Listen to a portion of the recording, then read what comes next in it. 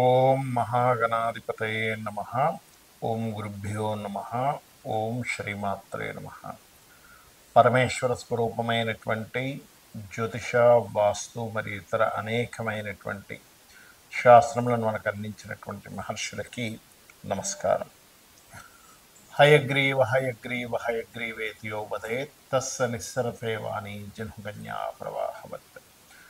అరుణాం కరుణాతరంగితాక్షీం ధృతపాశాంకుశపుష్పబాణచాపాం అనిమాదిభిరావృతాం మయూకైః అహమిత్యేవ విభావయే భవానీం. శ్రీమాత్రే నమః.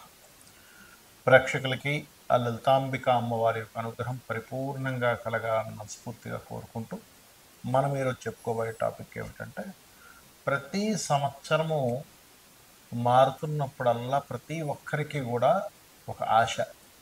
ఈ కొత్త సంవత్సరం వస్తుంది, 2025 వస్తుంది, లేదా 2026 వస్తుంది, ఇప్పుడైనా నా జీవితం ఏమైనా మారుతుందా. ఆంగ్ల సంవత్సరం వదిలిపెట్టిన తర్వాత ఉగాది నుంచి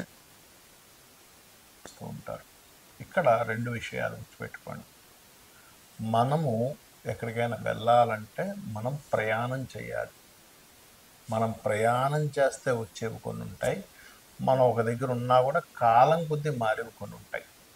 కాలంలో మరి జరిగేటువంటి మార్పుల ద్వారా మన జీవితాలు కొంత మారుతూ ఉంటే, మనం చేసే ప్రయాణం ద్వారా, మనం తీసుకునే నిర్ణయాల ద్వారా, మనం ఉపాసించేటువంటి దేవతా స్వరూపాల ద్వారా, మన ఆలోచన విధానం ద్వారా కొంత మారుతూ ఉంటుంది.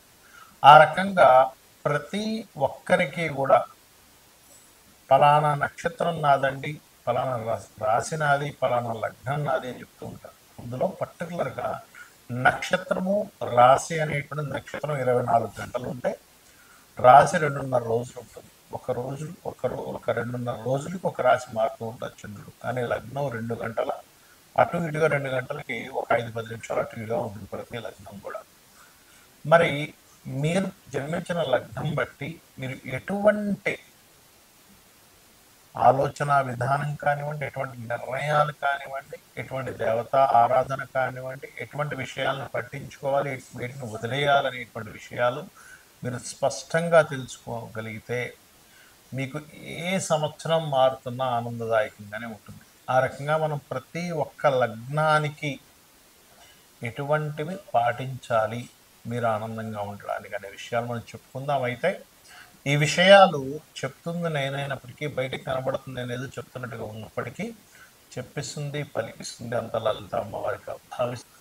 మీనలగ్నము, మీన రాశి. మీనం వారికి కనుక చూసుకున్నట్లయితే, మీనము ఏమిటంటే, మీన లగ్నంలో జన్మించాము, మీన రాశిలో జన్మించాము అన్నప్పుడు మీనం వారికి ప్రత్యేకంగా ఉండేటువంటి గొప్ప లక్షణం ఏమిటంటే అన్వేషణం ఉంటుంది, త్యాగ గుణం ఎక్కువగా ఉంటుంది మీనం వారికి. సర్లే తీసేసుకో, అది 99% ఆఫ్ పీపుల్కి ఉంటుందండి.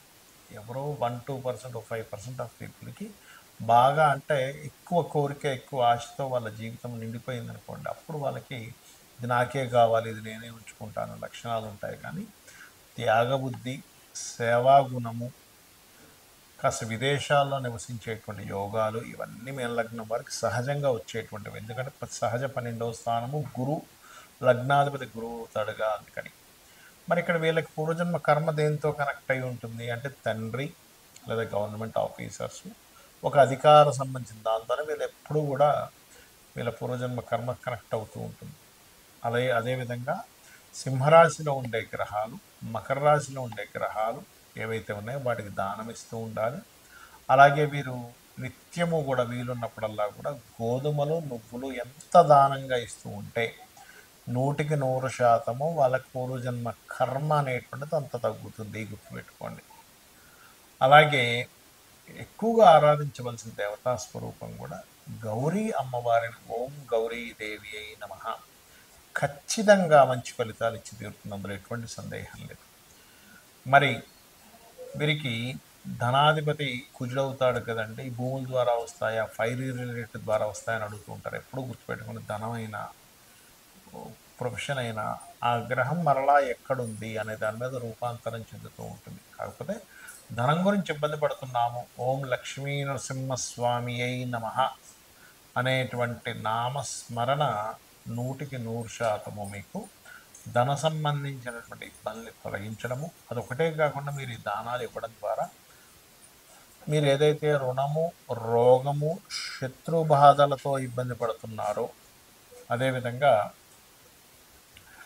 మీకు కెరీర్ పరంగా గ్రోత్ అవ్వాలని, సహజంగా కెరీర్ పరంగా మీరు గ్రో అవ్వాలనుకుంటే దత్తాత్రేయుని ఎక్కువ ఆరాధించండి, లక్ష్మీ నరసింహస్వామిని ఎక్కువ ఆరాధించండి. ఖచ్చితంగా కెరీర్ పరంగా గ్రో అవ్వడం జరుగుతూ ఉంటుంది. అయితే ఇక్కడ మీనలగ్నం వారికి ప్రత్యేకంగా మీకు ఏదైతే ఈ రుణము తండ్రి ద్వారా అని చెప్పుకున్నాం కదా, అందుకే మీరు చూడండి, గమనించండి, తండ్రితో ఏదైనా లింకప్ అయి ఉండడం, తండ్రి ద్వారా వీళ్ళు ఏదైనా పొందాల్సి ఉండడం, తండ్రి కోసం చేయడం, తండ్రి కోసమే బాధపడడం, తండ్రి గురించే ఆనందపడడం, ఇవి ఎక్కువగా ఉంటూ ఉంటాయి.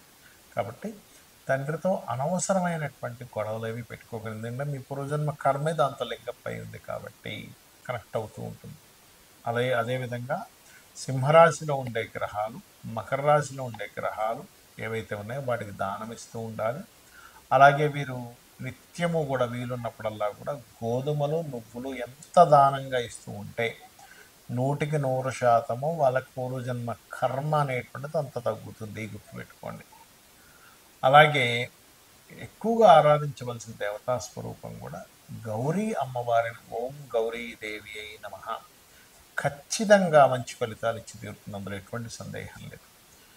మరి వీరికి ధనాధిపతి కుజుడవుతాడు కదండి, ఈ భూముల ద్వారా వస్తాయా, ఫైర్ రిలేటెడ్ ద్వారా వస్తాయని అడుగుతూ ఉంటారు. ఎప్పుడూ గుర్తుపెట్టుకుని ధనమైన ప్రొఫెషన్ అయినా ఆ గ్రహం మరలా ఎక్కడుంది అనే దాని మీద రూపాంతరం చెందుతూ ఉంటుంది. కాకపోతే ధనం గురించి ఇబ్బంది పడుతున్నాము, ఓం లక్ష్మీ నరసింహస్వామి అయి నమః అనేటువంటి నామస్మరణ 100% మీకు ధన సంబంధించినటువంటి ఇబ్బందులు తొలగించడము, అదొకటే కాకుండా మీరు ఈ దానాలు ఇవ్వడం ద్వారా మీరు ఏదైతే రుణము, రోగము, శత్రు బాధలతో ఇబ్బంది పడుతున్నారో, అదేవిధంగా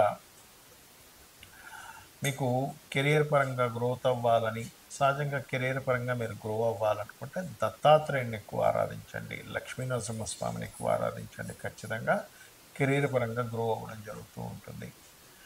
అయితే ఇక్కడ మీనలగ్నం వారికి ప్రత్యేకంగా మీకు ఏదైతే ఈ రుణము తండ్రి ద్వారా అని చెప్పుకున్నాం కదా, అందుకే మీరు చూడండి, గమనించండి, తండ్రితో ఏదైనా లింకప్ అయి ఉండడం, తండ్రి ద్వారా వీళ్ళు ఏదైనా పొందాల్సి ఉండడం, తండ్రి కోసం చేయడం, తండ్రి కోసమే బాధపడడం, తండ్రి గురించే ఆనందపడడం, ఇవి ఎక్కువగా ఉంటూ ఉంటాయి.